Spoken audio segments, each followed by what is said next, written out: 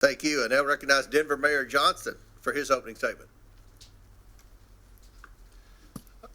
Good morning, Mr. Chairman, and thank you for inviting me to testify today. This committee convened this hearing on the critical topic of immigration. I want to tell you Denver's story. When I became mayor 20 months ago, Denver was already receiving buses of immigrants with little to no notice or coordination. At one point, we were receiving 10 to 11 buses a day, dropping off as many as 300 people, mostly women and children, in 10-degree weather with only sandals and a t-shirt, leaving them in danger of freezing to death on our streets. All told, 42,000 people arrived in Denver over 18 months, the largest per capita influx of any city in America. We are each entitled to our own opinion about what should happen at the border, but that was not the question facing Denver. The question Denver faced was, what will you do with a mom and 2 kids dropped on the streets of our city with no warm clothes, no food, and no place to stay? As mayor, I have to protect the health and safety of everyone in our city. As a man of faith, I have a moral obligation to care for those in need. As Scripture says, "For I was hungry, and you gave me something to eat. I was thirsty, you gave me something to drink. I was a stranger, and you invited me in." So that's what we did. In Denver, we believe our problems are solvable, and we are the ones to solve them. So we went to work. When we started, we had the largest encampment in Denver history, with more than 200 migrant families living in freezing temperatures. So we opened 8 different city shelters housing 5,000 people.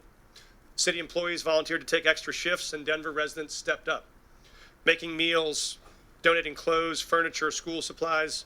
Some even welcomed families into their own homes. We helped 8,700 eligible individuals apply for work authorization so they could put food on their own table, pay their own rent, and reduce the strain on public resources. As a result, a year later, there is not a single migrant encampment left in the city. We have closed all of our shelters. We have connected people to jobs and housing, and the city's immigrant support budget has dropped by nearly 90%. And in the midst of this, migrants did not bring a wave of crime to Denver. In fact, crime went down. Homicides dropped 17%, shooting victims dropped 24%, auto theft down 29%. America is not just a place, it's a belief. Some people are born into it. Some fight their whole life to get to it.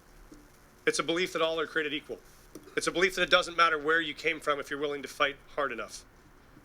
Julian Becerra's parents believed that. So they brought him to this country from Mexico when he was 10. They taught him respect, and they taught him to love and serve his community. As an adult, he decided the most honorable way to serve his community was in uniform. So he enlisted in the Air Force. Then he served as a sheriff, then finally as a police officer, where he served with distinction until one day he was pursuing a criminal on a dangerous bridge and fell to his death.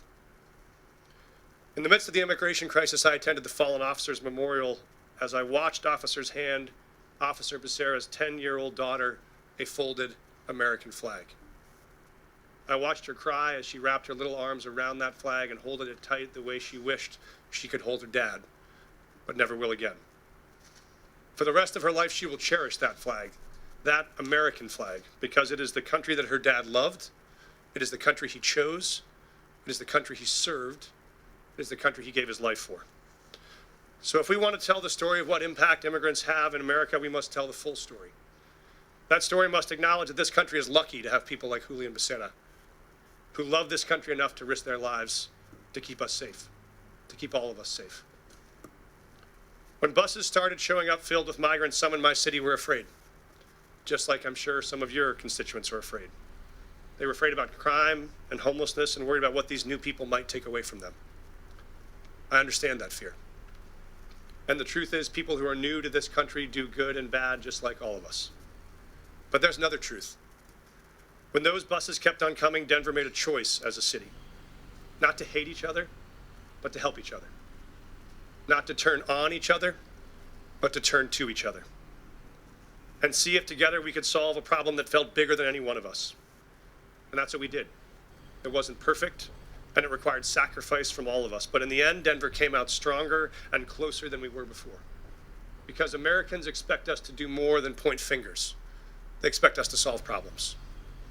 So if Denver can find a way to put aside our ideological differences long enough to manage a crisis we didn't choose or create, it seems only fair to ask that the body that is actually charged with solving this national problem this Congress can finally commit to do the same. Thank you, Mr. Chairman. Thank you. I now recognize Chicago Mayor Johnson for his Thank you. opening statement.